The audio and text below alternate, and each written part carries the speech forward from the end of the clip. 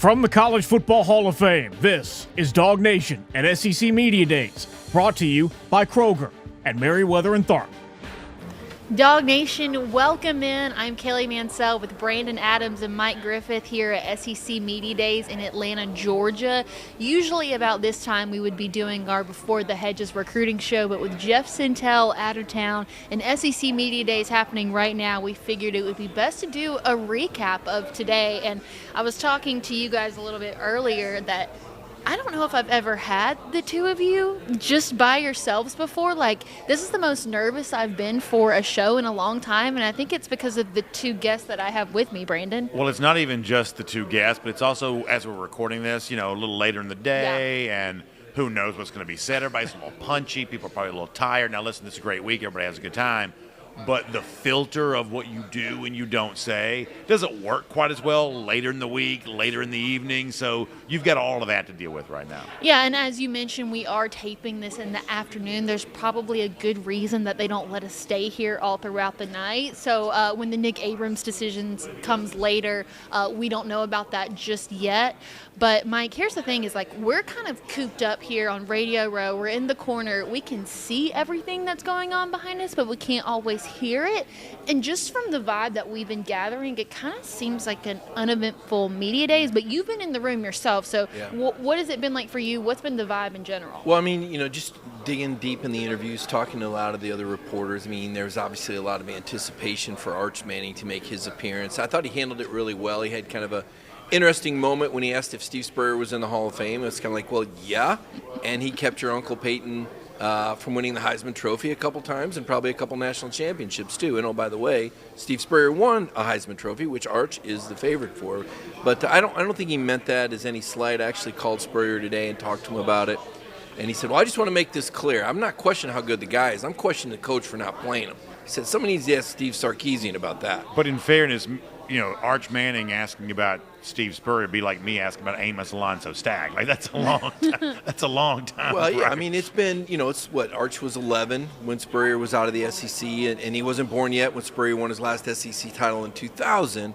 But, the guy is still fairly relevant when it comes to SEC legends, and he actually met Arch Manning last year at the Texas-Florida game. But it is interesting, though, when you reflect on where we're at now, 2025, and Arch Manning, a third-generation star. I can't really think of another athlete in another sport that's a third-generation star of this magnitude from a family this famous. And so I think that's one of the interesting things from today. And let's face it, Texas has kind of been a big story.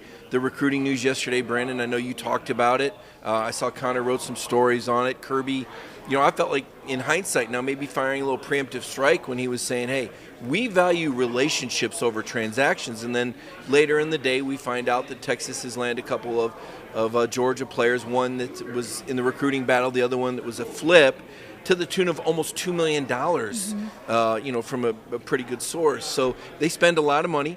And then Sarkisian goes up there and says that, boy, it's tough because we don't emphasize the NIL. It's the last thing we talk about. And I'm thinking they've got Lamborghinis parked on the field for these recruits to see. And I was insulted by that. It's like, wait a minute. And then he actually said, there's only so much money to go around. Well, how much money does he want? They got Fort Knox down there, BA. Exactly. Didn't that seem? It's just, come on. Well, listen, we're going to do a lot of talk about Georgia, Texas today. That's going to be the focal point of our show, but we're also going to talk about some other Georgia rivals, including Florida and Alabama, and then we'll wrap up by doing our winners and losers from SEC Media Days. Now, before we do all that, because it hasn't gotten brought up yet, and you both saw it, and I know I stood with it, with you for it. Arch Mania yesterday. Yeah. We talked a lot about what the idea of a celebrity quarterback looks like, and we thought that last year the Dogs had that with Carson Beck, but Arch brought it to a whole new level yesterday. And honestly, I actually thought he handled it pretty well, and I joked on my show this morning that you're sort of conditioned to want to dislike someone like this, and you really want him to do something to make it easy to dislike him. But I didn't think that Manning gave you any of that at all yesterday. I thought that Arch came across as really likable. Even if it seemed managed, there is something to be said for managing a situation well. And Manning is injecting some humility into his words at a time in which the media is getting criticized for overhyping him. It's really important, I think, to note this, is that you call it Arch Mania, which I think is a good way to describe it.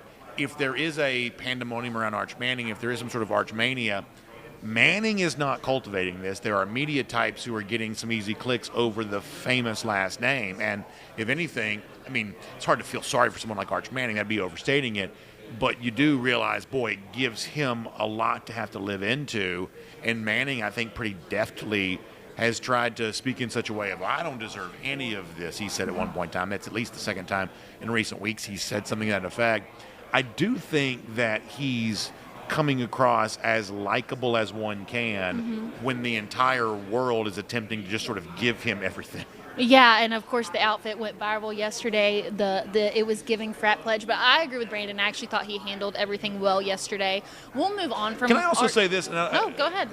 There's nothing wrong with dressing preppy. We got to stop because somehow it's controversial that he's wearing a blazer and some khaki pants and a tie. Like, we got to stop with the idea that there's somehow something weird or strange about being preppy. Nothing wrong with being a little bit preppy. Listen, y'all don't want to get me on a fashion rant here, so we're going to focus on the task at hand. Not everything has to be counterculture. Yeah, well, Mike, I feel like the way that yesterday was set up with Kirby Smart going first, Steve Sarkisian going last, having both of those teams on the same day, of course there were going to be a lot of opportunities for people in the media to ask each coach about the other team. And I know all of the Georgia players were asked about, is there now a rivalry brewing with Texas? We'll get to the off-the-field stuff here in a moment, but just based on what we saw last year with the two matchups, would you say that Texas and Georgia are becoming a rivalry? Well, I mean, just from the standpoint of recruiting, I mean, they're competing for the best players last year. You know, Brandon and I were talking about this before the show, and he pointed out there's 5 stars that Georgia was able to get on their roster, and I'm sure that Steve Sarkisian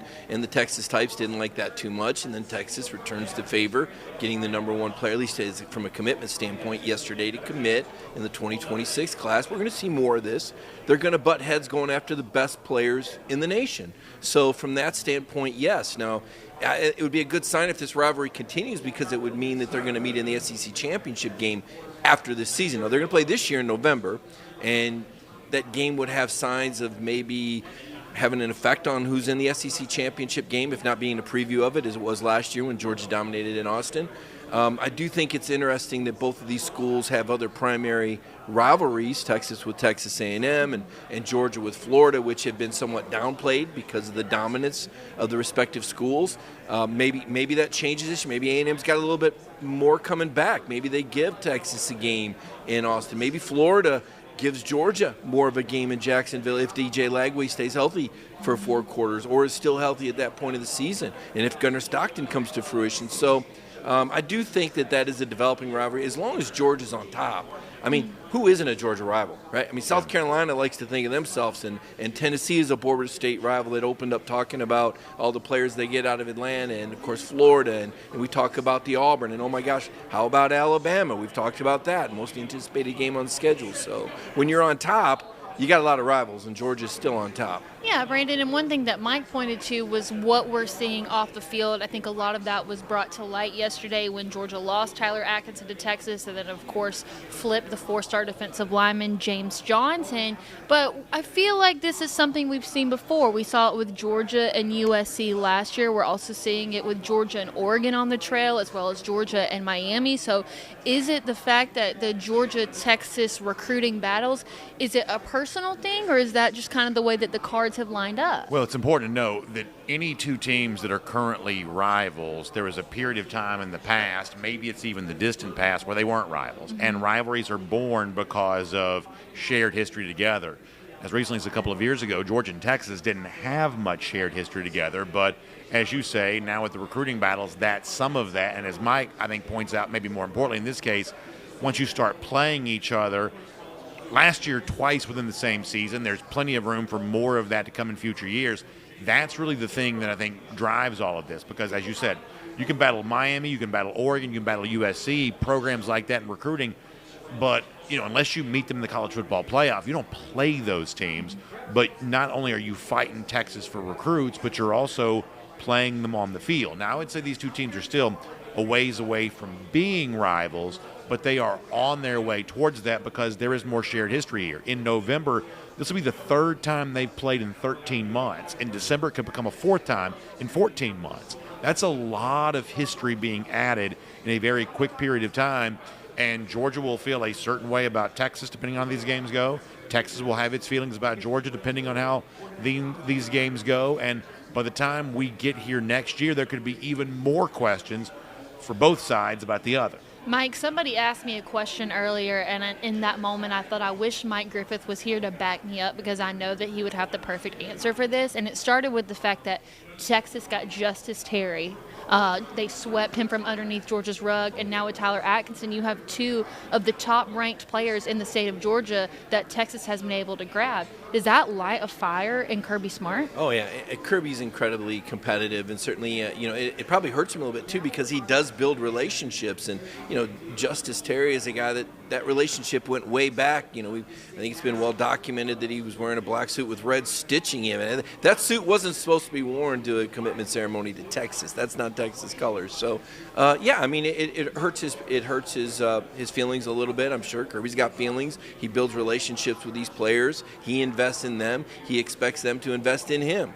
But, this is the nature of the game, and this is what separates the guys that come to Georgia that are willing to forego that money. And it's not my place to say, or anybody's place to say, whether they should or shouldn't forego that money, but it does make you value that much more the players that do punt the extra money. The guys like KJ Bolden, they could have had more money somewhere else, and KJ ended up at Georgia, and now he looks like he's on his way to fortunes and certainly doing well in the NIL game as well. So I want to give credit to Connor Riley, who's not here with us, but yesterday I thought he did a good job of getting ahead of the story because at the time the Tyler Atkinson decision hadn't been made, but we knew it was coming, and so he talked to both Texas linebacker Anthony Hill as well as Georgia linebacker CJ Allen on why a five-star linebacker would go to their programs, and their answers are very different. So first, we're going to listen to Anthony Hill on what's the approach in getting a top-rated linebacker to come to Texas. It's all about kind of relating to people, man. I don't want to just talk about football all the time. Even though we talk ball, the coaches talk ball with them. I talk a little bit about football with them, but I just kind of relate to them without football and show them that this is like a environment, a culture that you want to be around outside of ball, because football is its own thing. You spend a lot of time doing football, but you kind of want to talk about the stuff outside of the game to make people want to kind of help them come. So in just a minute, we're going to get a different response from CJ Allen. But Brandon, I want to come to you first because that's not really what I consider to be something that we hear a lot about in the Georgia culture is, well, you got to relate to them. You got to talk about the things outside of it, which I feel like Georgia, it's very football-centered. So a different response than we usually are used to hearing. Well, clearly Georgia does sell the football role for the players when they come, but, there is also the part about how you're going to fit on campus, how you're going to relate to your coaches. I mean, that is where when Kirby speaks about the relational aspect of recruiting, that's what some of that is that when you sit down and talk with them, you're going to talk about, family history and what you like about your hometown and stuff like that. You're going to talk about that as much as you are the football part. And when Kirby says, we value relationships more so than transactions, I do believe he's, being truthful when he says that. And I think for the most part that works for Georgia. And I think to a degree, every program wants to be able to say they do the same thing. And I'm sure to an extent they all kind of do. Otherwise, they wouldn't have the success in recruiting they have. But when you hear, that statement there and those remarks being made, it kind of reminds me of the fact that every program would like to be thought as a place that we're not just mercenaries. We're not just here for the highest dollar. We're actually here because we like each other. We want to have chemistry with each other. We want to enjoy our time together for the time that we are together. It certainly sounds like every program aspires to have what I think that Georgia has authentically been able to create. Yeah, and here's the thing is those conversations go on behind the scenes of being a culture fit, what you can do here, but I thought it was interesting that was the thing that Anthony Hill prioritized and the first thing that came to his mind and why somebody would want to come to Texas versus CJ Allen on the other hand, who answered a very similar question. Direct quote from CJ Allen. He said, "I think Coach Shue breaks things down to a T. No stone goes unturned. He breaks everything down." Another big thing, coming out of high school, you think you know ball or something like that, but you really don't know ball until you actually deep down learn why you do this or why you do that. I think Coach Shue does a great job of breaking things down. all right, C.J. Allen, one of the leaders on this team who went through that recruitment, the first thing that he points to is Glenn Schumann and the way that he breaks things down. I think that's two very different answers from the linebackers. Well, I think that Steve Sarkisian and Kirby Smart are two very different coaches, and I don't want to say that Texas is casual, but I don't think Texas, or any program for that matter, carries the intensity that Kirby Smart does. And you got to know what you're signing up for. It's like, looking at the 4 branches of the service, right? I mean, everybody knows if you're a real hardhead, you want to go to the Marines. I mean, that's the toughest. That's an elite group that's going to work harder than anybody, and you've got to know what you're signing up for at Georgia. Now, that's not to say that there's not relationships. There certainly is. That's not to say there's not camaraderie. Obviously, there is, but it's built around the G. It's built around the intensity. It's built around the expectation and the camaraderie that's built through those tough practices, through that adversity that Kirby Smart creates, and as a whole, you get stronger. Now, that's not to say that Texas doesn't practice hard. Of course they do. But you saw the games last year. Texas had as much talent, if not more talent, than Georgia did. And yet it was Georgia that prevailed, and really in dominant fashion in Austin, Texas, and then the SEC championship game with their backup quarterback in the second half of all things. So I think Georgia's toughness won out. I think that says a lot for what Kirby Smart's done when you look at the history of developing NFL players. Texas has always gotten the 5 stars. Why hasn't that translated to the same number of NFL players that Georgia's put out? Well, I would say that has to do with the level of production, which starts with the level of focus and the priority in recruiting that Kirby Smart makes with these players. And I will tell you what C.J. Allen says there reminds me a lot of something Caden Prothro, who committed to Georgia on Saturday, told you in the interview, which is different Georgia assistant coach Todd Hartley. What was it about the official visit that Prothro took to Georgia that won that? It's Hartley sitting me down, and much the same way that C.J. Allen has Glenn Schumann telling him, you're going to do this, you're going to do that, you're going to do this, that Prothro said, Todd Hartley's walking me through the same process. And by the way, this is relevant because there are people who far closer than me, know more than me, smarter than me. They'll tell you that Texas' offer to Caden Prothro was larger than Georgia's was. It was a larger amount of money, but somehow Georgia won that recruiting battle over Texas for Caden Prothro, and Prothro told you directly it's that moment with Todd Hartley when he's kind of explaining to me in very specific football terms how I will be used in this offense and how that's going to prepare me for the NFL. That became a selling point that made the spot on the roster at Georgia more valuable to him than the extra money he could have gotten at Texas. And I think that's very symbolic of what was probably the most recognized quote from Kirby Smart yesterday at the podium, which is relationships over transactions. Now, here's the thing, though, Mike. This is not Kirby Smart's first rodeo when it comes to losing recruits or having recruits flipped, because Kirby Smart always has a contingency plan.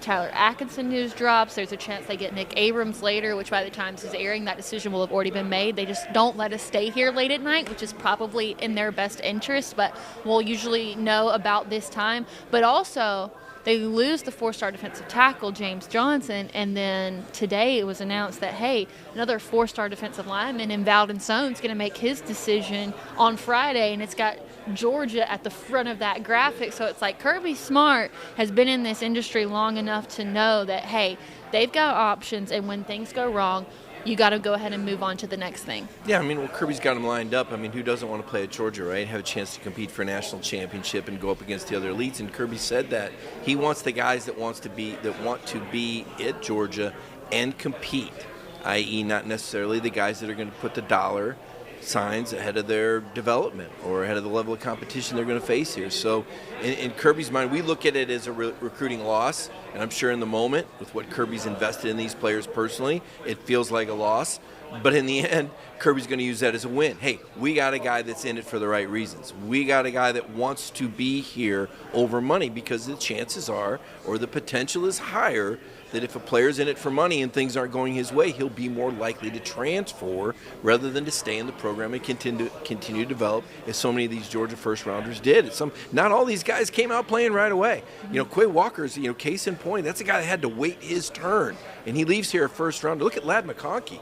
I mean, the guy didn't even play his first year. He was a redshirt. Had to work his way up through the scout team. Eric Stokes, another guy, one of the lesser recruited guys in his class. I think he was a 3-star. I believe he was the lowest rated guy in his class. Redshirted his first year. Had to fight his way into the starting lineup. Leaves here as a first rounder. Those are the guys that help you win championships, and those are the guys that set the tone in the locker room. All right, Brandon, any final thoughts on this narrative that has emerged about Georgia and Texas because of SEC Media Days? Well, what I'll say is when it comes to the 2 recruits that Georgia has lost yesterday, it was not a great day for Georgia. You can't sugarcoat that. But as I've tried to explain on both DawgNation Daily and other places, to me, the James Johnson story is the more significant one because I just think when you look at a loss of a linebacker like Tyler Atkinson, even as good as Atkinson's expected to be, Georgia's got great depth at the linebacker position right now. There are ready-made options sort of ready to go that may not be ranked as highly as Atkinson, but Georgia just seems to have an easier time of filling that position. Defensive line is always just going to be a different level of scarcity. And Valdine Sohn, obviously that's a really big name. That's a guy I think that Georgia wanted no matter what. In other words, when you lose a guy like James Johnson, there isn't an obvious replacement for a guy like that in the class, although you'd be thrilled to have Sohn. In other words, the relational nature of how Georgia approaches recruiting, for the most part, seems to work. A defensive line, that's still a pretty expensive proposition. And how Georgia manages that, I do believe, is the big question facing the future of Georgia recruiting. All right, so coming up, we are going to get a glimpse of what today looked like for Florida as well as Alabama from Mike. I know you were in the room for all of that. And then, of course, we'll do our winners and losers from SEC Media Day so far. Now, all of our SEC Media Day coverage has been brought to you by Merriweather and Tharp, which is a company that I feel like I've gotten to know so much about over the course of the last year because of you. Yeah, well, one of the things I wish is that our entire audience could get to know Merriweather and Tharp because our buddy Bob Tharp, who's obviously the managing partner there, is a huge dog fan, and he loves the conversation that takes place around SEC football each and every day, including this week at SEC Media Days. More importantly than that, in an audience the size of one that'll watch this show and that connects with DawgNation during a week like this, we also understand that statistically speaking, divorce is a very real thing. You may have tried to do everything you can to avoid it, but in some cases, it's not avoidable. In some cases, it wasn't chosen by you, it was chosen for you, and maybe you had very little say in the matter. It's just a thing that's happening, and so you're trying to figure out what the best next step is for you. And frankly, our friends at Merriweather and Tharp can help you without that. And they're, by the way, statewide now, offices all throughout the state, including a brand new office in Columbus. So please find them, GeorgiaDivorceTeam.com. That's the website, GeorgiaDivorceTeam.com. Our friends at Merriweather and Tharp are your source for Georgia divorce. All right, so one of the things that I have grown to love about Media Days is the fact that nobody's safe. Everybody's in the hot seat at one point or another. Some seats just happen to be a little hotter than others, and I feel like maybe we got a glimpse of that today with some of Georgia's rivals. Brandon, you pointed out something to me this morning that it's been on my mind and I felt like kind of represents today.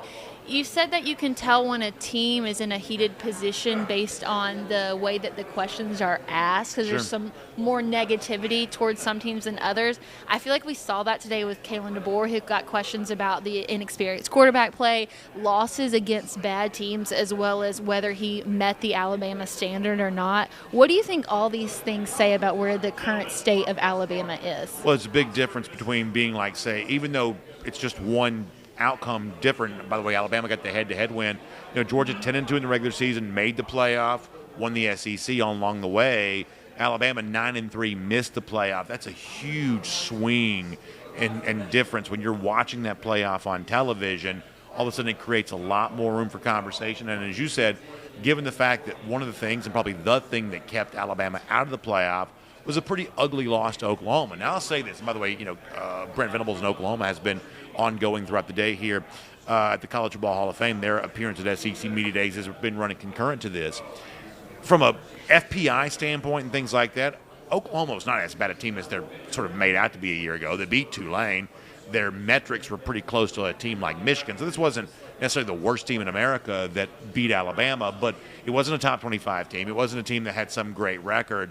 And I do think that's the thing that sort of hangs around Kaylee DeBoer going into this season.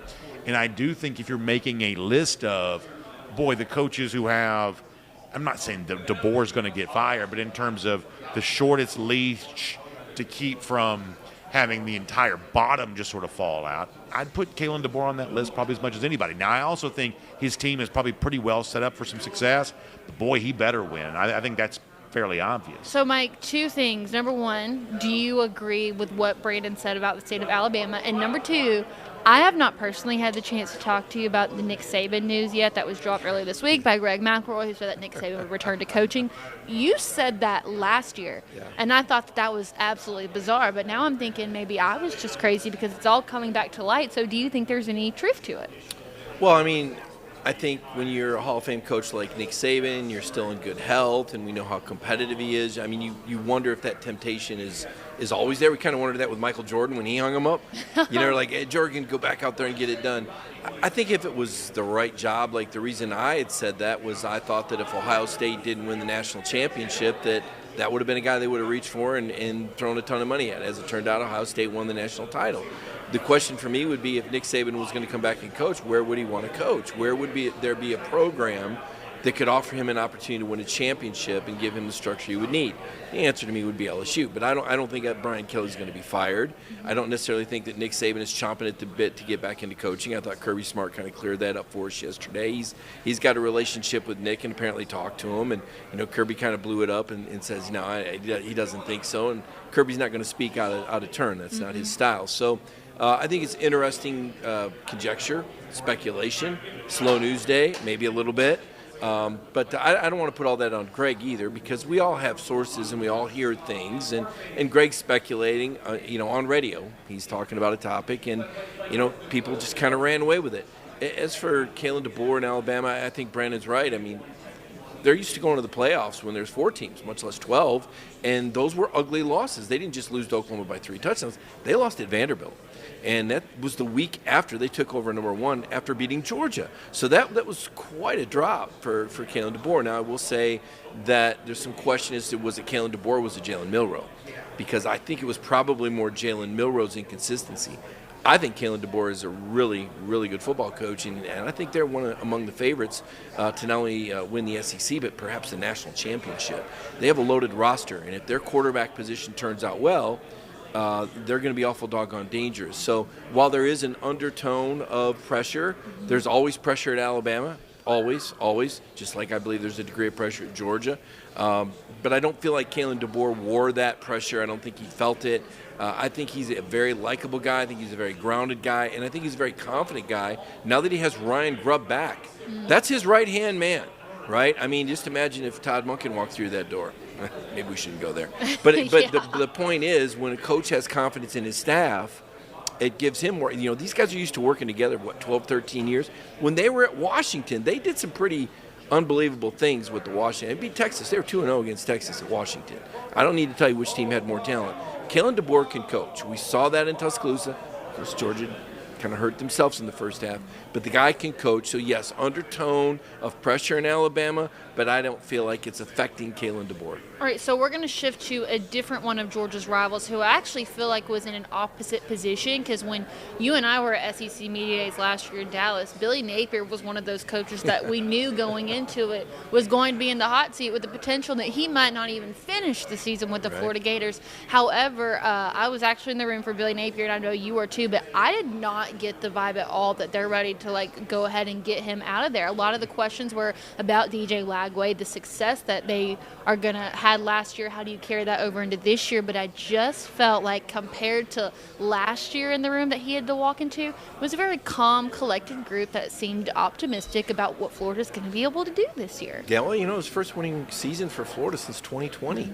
And they won their last 4 games, and 2 of them were against LSU, number 21 team in the nation, and Ole Miss, the number 9 team in the nation. So a lot of momentum, a star player in DJ Lagway, and first 2 games are certainly winnable. But, they play a stretch of games. 5 out of 6 games, they're going to play top 25 teams. I'm trying to think who's in that stretch. Miami, LSU, Georgia, Texas A&M. 5 games in a 6-game stretch. That's going to be, now there's a couple of bye weeks built into there, but that's one heck of a stretch, and certainly the Miami game is going to be big. How will they do against Carson Beck and Miami? Miami thumped them pretty good last year in Gainesville. I believe this game's down there, not in Miami, but what do we call it? Miami Gardens, somewhere between Fort Lauderdale and the Miami campus. But that's an incredibly challenging stretch of games. It's pivotal. And Billy Napier said they believe they can play toe-to-toe with anybody. And Lagway said that they're definitely a playoff team, Brandon. Yeah, I mean, the Florida talk to me has been one of the weirdest things of the entire week. And full confession, obviously everybody knows I'm a Gator hater, but I also think that DJ Lagway is a tremendous football player. So to the extent that there is positive momentum around Florida because of Lagway, that part's understandable. Here's the part, though, that doesn't quite make sense to me. It wasn't that long ago, in the month of November, that Billy Napier was fighting to keep his job. And the reporting coming out of Gainesville at the time was that one of the requirements for that was significant changes to the offensive coaching staff. Well, guess what? That never really happened. They just sort of forgot that and moved on. To my eyes, it's still basically the same Florida operation coming back this year. And I think that Mike brings up a really important point. It is still the same schedule. They dropped UCF from last year's schedule, but other than that, it's still the same schedule for Florida, and it is a grizzly bear. And so what I will say is, when you walk out of SEC Media Days, one of the teams that's getting positive chatter, at least one of those teams, is going to completely fall flat on their face this season. That's just the way that it goes. Has to. We in the media, we're never going to be right about everything. So one of the good teams is probably not good. One of the not quite so heralded teams is going to probably be better than we realize. Maybe this is biased because I don't like Florida and people can judge for themselves. I'm fine with that. I got to think that Florida, because of the schedule, because of how quickly the narrative around the Gators has changed this offseason, not just media days, but in the months leading into this, I got to think a team that we could see just face plant this year. To me, it feels like it could be Florida. Who was it yesterday? I can't remember, but they were talking about that the big storyline in the SEC that's not getting talked enough about this year is the middle. You've got the 4 teams at the top, which you would think would be Texas, Georgia, Alabama, LSU. You've got 4 teams at the bottom in Kentucky, Auburn, Arkansas, and then you can throw one other in there. But then you've got 8 teams in the middle. They can't all do the same. Somebody's got to be better than what we're thinking, and somebody's got to be worse than what we're thinking. Well, I'll say this right now, and I can say this in clear terms. I know he's kind of the butt of some jokes. Auburn's better than Florida, I believe. Really? Auburn is better than Florida. I don't know if I could. I don't know if I could back that up. I'm not going to put him in the bottom 4. Yeah. But I would say there's a chance they could be better. Look at Auburn's receivers, with Singleton coming over from Tech, with Cam Coleman going into year 2. And honestly, I'd love to talk to some of the Oklahoma people about this. I think that Jackson Arnold got dealt a pretty tough hand in Norman last year. I really do. And I know Hugh Freeze, like I said, everybody likes to make fun of him, and I sort of get why that is. But a Hugh Freeze offense with a very capable, kind of a former elite recruit like Jackson Arnold, I could see that being a pretty good pairing. And everybody's talking about John Mateer, the Oklahoma quarterback right now. I'm not quite so sure the ex-Oklahoma quarterback isn't actually set up for the better overall season. Well, maybe this is one of the better rosters that Hugh Freeze has, but he's going to have some success this year, or he might not be here next year, or he's going to be one of those ones with the hot seat. I've just got these visions of an evangelist when Hugh Freeze and the preaching. Well, if he's an evangelist, he needs to do an altar call for his recruiting class, because right now they're outside the top 70. That part is indefensible. But I do think they might be pretty good on the field. Toledo is ahead of Auburn in the recruiting rankings. Yeah, well, heavy on the portal. Yeah. Right? Heavy on the portal. Maybe heavy on the flip. Maybe it's one of those deals you win, we'll get you the money, you'll flip your people. I'm with Brandon. I think Auburn's a bit of a wild card. I think they're a very dangerous team.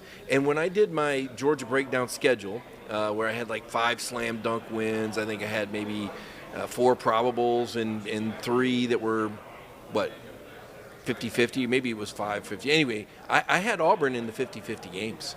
It's a night game on the road. It's sandwiched between 2 massive matchups. And he's just enough of a knuckleballer. You just don't know what you're going to get. 2 years ago, they took Georgia deep into the 4th quarter. And if not for Brock Bowers, the Auburn fight song would have been playing all night long. Now, the Jordan Hare magic that we typically associate for Auburn at home, it is worth pointing out, that has not really existed in the Hugh Freeze era. Even like bad Auburn teams kind of prior to this Freeze era have still been really good at home. Auburn has lost a lot of home games under Hugh Freeze, which they typically have not done. But with better talent, maybe some of that like mystique there on Jordan Hare, maybe some of that is kind of back too. I mean, as a person who wants Georgia to win every game it plays, I do view Auburn on the road as certainly one of the tough games. you have to be paying close attention to. And it's one of the reasons why, on paper, I don't really feel like this schedule for Georgia Let me ask you this, season BA. is Tougher easier. game, at Tennessee or at Auburn? I would say still at Tennessee, but I think they're both really tough. And I would think that, the last couple of years, Auburn has been kind of counted as one of Georgia's quote-unquote easy games. Even though the 2023 game was close, it's been kind of counted as one of the, quote, easy games. Should not be viewed that way this year. And as I was saying, I think the Georgia's schedule on paper this year, because of the potential turnaround for whether it is Florida or whether it is Auburn, the potential for turnaround with some of these teams, I think this Georgia schedule this year is every bit as difficult as the one a year ago. I really do. Yeah. All right, guys. So we still have to do winners and losers here in just a moment. But first, with SEC Media Days and kind of the time that it falls, it also makes me start thinking about school starting back again. I'm going on vacation with my mom soon. She's a teacher, so we have to get this out of the way so she can go back to school. And one thing that can make your back-to-school experience easier is by relying on our friends at Kroger, who make it super easy with a Kroger.com/school site where you can actually access your child's specific supply list from the Kroger site or app so that you can easily shop for all the school supplies that they need while doing your regular grocery shopping. So to access that, you can visit Kroger.com/school or visit your local Kroger today. So we'll each do one winner and one loser. We'll let everybody go at once. So Mike, who is your winner and loser so far from this year's SEC Media Days? I think I'm going to surprise Brandon here. I think Gunnar Stockton was a winner. I enjoyed talking with him, and I think that he was comfortable in front of the cameras as well. I mean, we talk about, Arch Manning, Gunnar Stockton was in front of a lot of people. He got asked a lot of tough questions, and he didn't waver. I mean, you can look into his eyes and understand the poise, and it kind of shrugs his shoulder and doesn't get too tripped up, doesn't really care. I saw his interview with you. I thought that was a really good interview. People can get that on our YouTube channel, by the way. But I thought Gunnar Stockton was a winner. I liked being able to stand in front of him and go, he is 6'1". I kind of wondered about that. When he's out there on the field with 6'5", 6'6", you're like, is he really that big? No, he looks the size. He looks the part. And I thought he carried himself well, and I think it's a win for him that Kirby Smart chose him to come here. I think that says something to the team that, maybe Kirby hasn't officially announced him as the starter, but that's Kirby saying, hey, I trust you. You've done your job. I'm going to put you out in front of the world to talk about Georgia football. So I think Gunnar Stockton was a winner. I also think it's cool, and I don't mean to cut you off, I think it's cool that he doesn't try to be one thing other than what he is. Mm-hmm. He's not interested in, playing a role or, putting on airs. He's just the guy who's just not all that into all of this. He wants to play football, wants to be with his teammates. He is not trying to be showy or a personality, and he doesn't try to be anything other than what he is, and I think that's kind of cool. Yeah, I think it goes back to something that you and I have talked about all week long, which is the approachability factor, and I think that Gunnar possesses that as a quarterback to where reporters want to talk to him and ask him questions, and he's a very likable guy, and I feel like I saw that all throughout yesterday. Now, where there's a winner, there has to be a loser. Who's your loser from SEC Media Days? Well, that's easy because when he came out, they played the wrong fight song. Steve Sarkisian comes out to the Texas A&M fight song.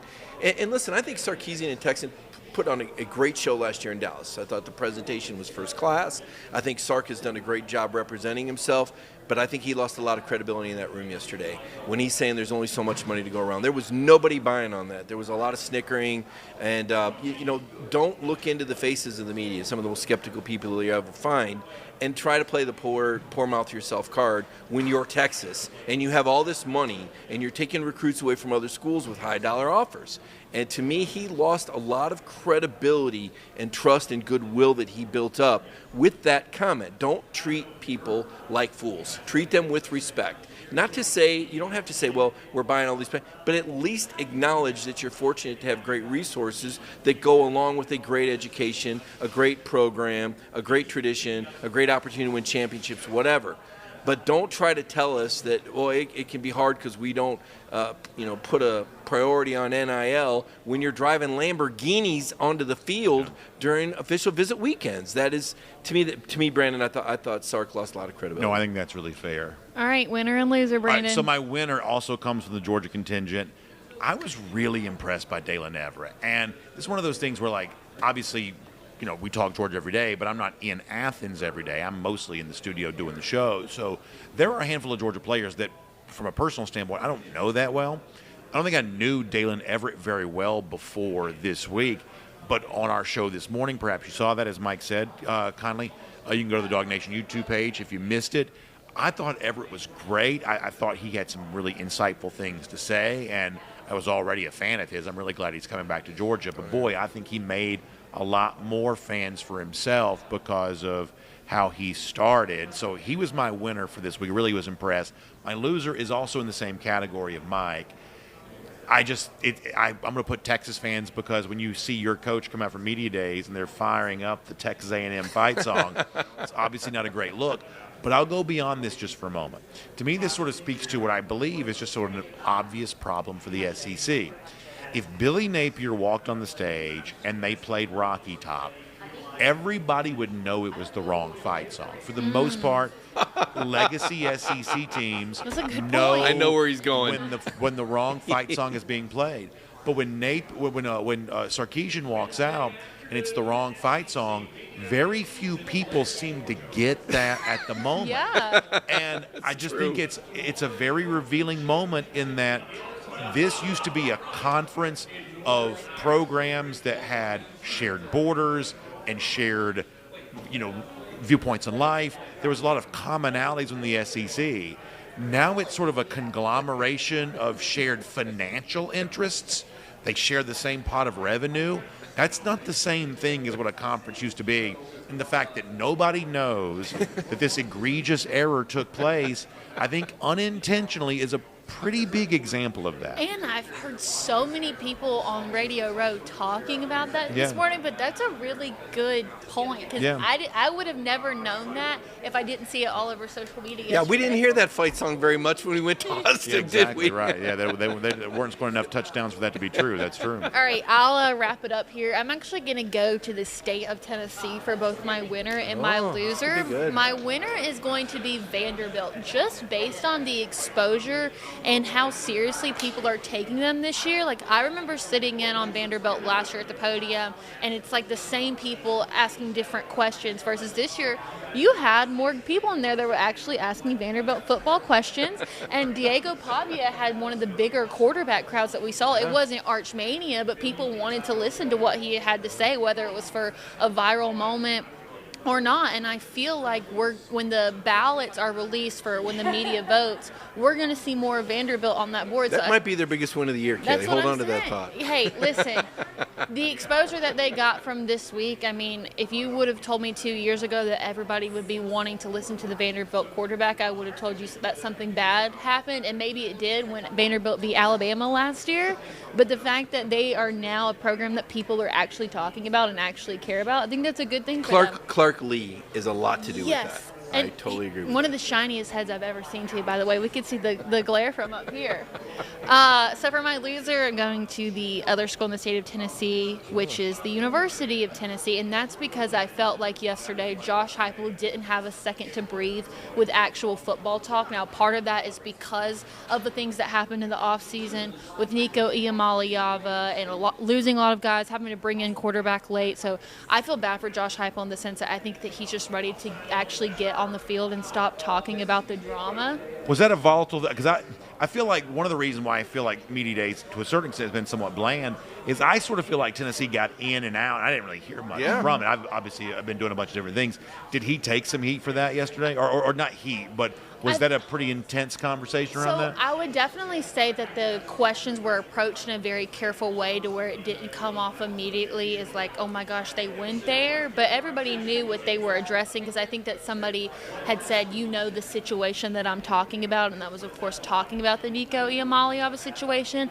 And then one of the first questions that he was asked was about being on the wrong side of the Georgia rivalry. I did hear that. So, that's not, again, it goes back to what we were talking about with Alabama. It's like you can tell when the pressure is on a program based on the type of questions that are asked, and I feel like there was a lot of negativity in the conversation towards Josh Heupel yesterday. He was stonewalling, and let me say this. He never really gave a good explanation on Nico. It made me appreciate Kirby, because I'll say this. Kirby doesn't always see eye to eye with the media, but when push comes to shove, he's going to give you an explanation, and sometimes he'll be proactive with it.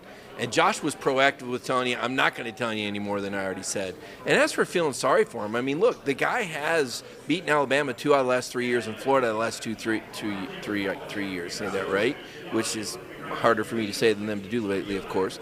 But they have not beaten Georgia in 9 years. Georgia's about If Georgia wins in Neyland Stadium, this will tie the longest streak for either team in the series. Would be the 9th game, which would tie the streak that Fulmer and Majors had in the 1990s. So this is a really big game, and I don't think Josh really. He's like, well, you look at last year; it was a close game in the fourth. I know. I look at the first quarter, Coach, and you were winning by 10 points, and then Carson Beck tore you up. That's what I saw. But I thought there was a lot of spin. I didn't feel sorry for Josh. Josh was very defensive, and it's unfortunate to me that his media doesn't feel. And now they did have one-on-ones before, but that room, to your point, Kaylee, was brutal. It was brutal. It was not a happy scene. Mm-hmm. It was not a positive. It was not a positive preview. What's funny is I think they're going to be fine at quarterback. Yeah, but Nico was just not very good last year. I mean, definitely didn't live up to the expectation. But that was another thing that was addressed was.